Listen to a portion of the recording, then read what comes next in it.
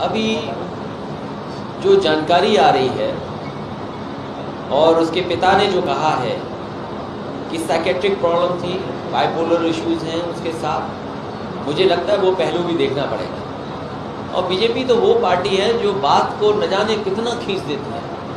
आप बताइए, पत्रकारों को क्या दोष था बलिया में? क्या पत्रकारों को दोष था? पेपर किसने लीक किया?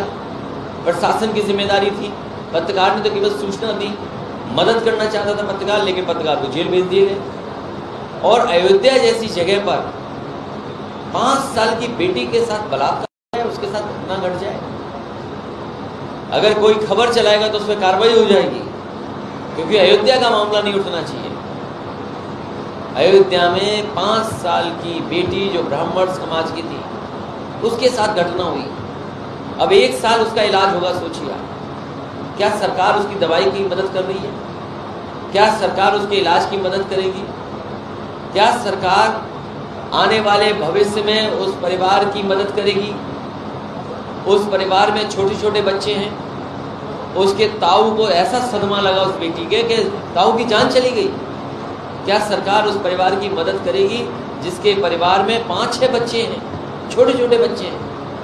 अयोध्या में ब्राह्मण बेटी के साथ 5 साल का बलात्कार हुआ, 5 साल की बेटी के साथ। अगर आप खबर चलाओगे तो हो सकता है आप पे कार्रवाई हो जाए।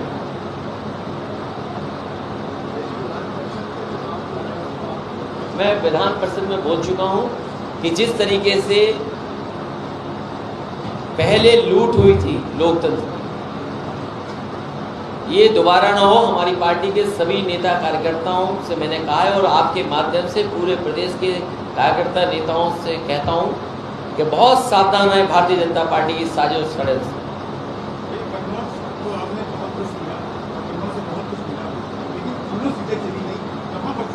इसकी समीक्षा ईद के बाद होगी, उसके बाद मैं आपसे बात करूंगा। 2024 में आपका इंतजार कर रहे हैं? 2024 मैं आपसे कह रहा हूं कि विधानसभा के चुनाव की समीक्षा ईद के बाद करेंगे। लगातार कार्यकर्ता अपना सुझाव दे रहे हैं, अपनी कमियां बता रहे हैं, या जो नहीं पूरा कर पाए वो जानकारी दे रहे हैं। मुझे उम्मीद है कि हम सब मिलकर के उन कमियों को दूर करेंगे और आने वाले समय में आप समाजवादी पार्टी को आगे बढ़ता हुआ देखेंगे। कम से कम इस चुनाव में जनता ने समाजवादियों पर भरोसा किया और समाजवादी पार्टी और गठबंधन का वोट भी बढ़ा, सीटें भी बढ़ी।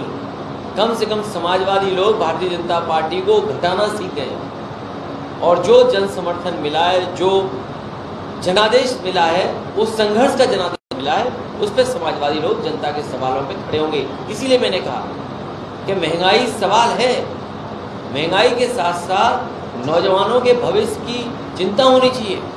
आज बताओ प्राइमरी स्कूल में क्या पढ़ाई हो रही होगी? प्राइमरी स्कूल की पढ़ाई ठप हो गई, बर्बाद हो गई। हमारे गरीब, पिछड़े, दलित, वंचित, शोषित उनके परिवारों के बच्चों की कहाँ पढ़ाई हो पा रही है? क्या उन्हें पढ़ाई का सही इंतजाम हो गया?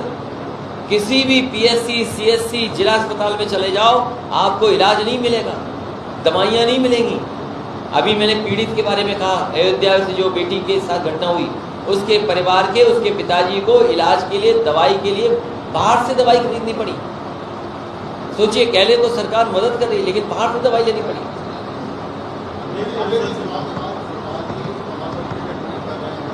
उन बातों के लिए आपको समय नहीं व्यर्थ करना चाहिए।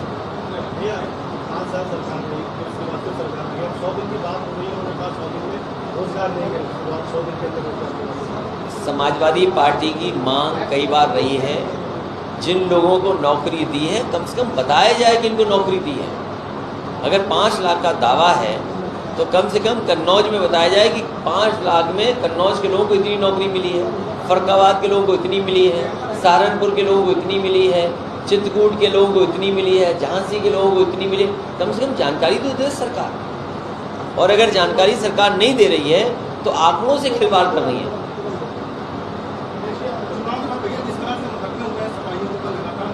समाजवादी पार्टी लगातार सहयोग लेगी और लगातार जो मुकदमे लग रहे हैं उसके लिए संघर्ष करेगी।